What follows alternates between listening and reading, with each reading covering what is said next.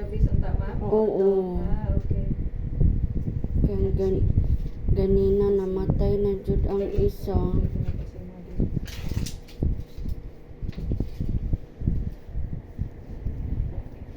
Naban na jud do.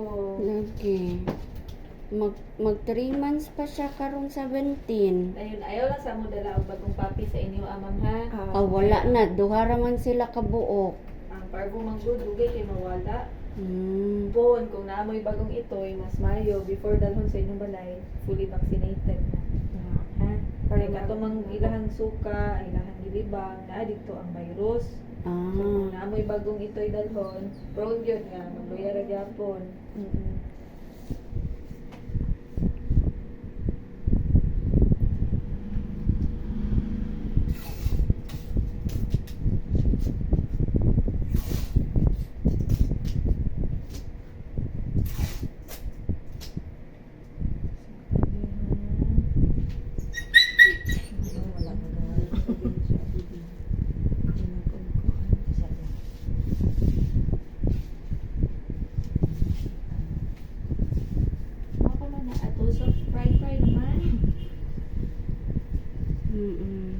Kabalo na guro jud yang tusokon siya.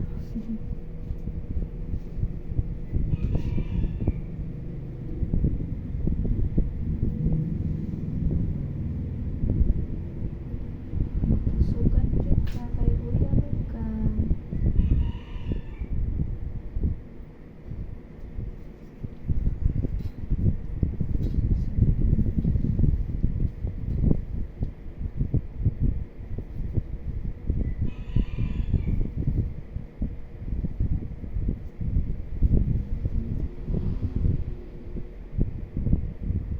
Anto dili siya mo balik og kaon or mo undang og suka man kanang yung medication sa dextrose na mo iagi ha. Okay, di pa man gud ta kahatag og oral kung kasuka.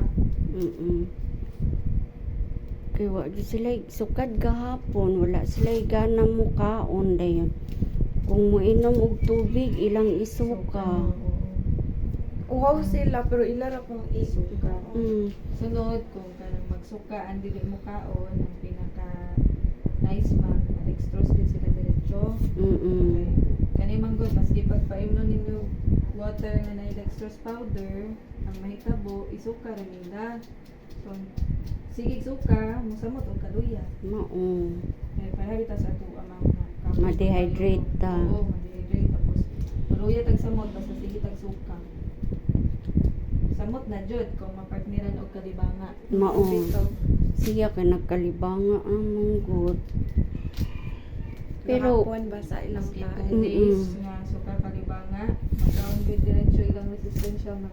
Ang kagahapon to kay kalibanga then ang pula ganinang buntag.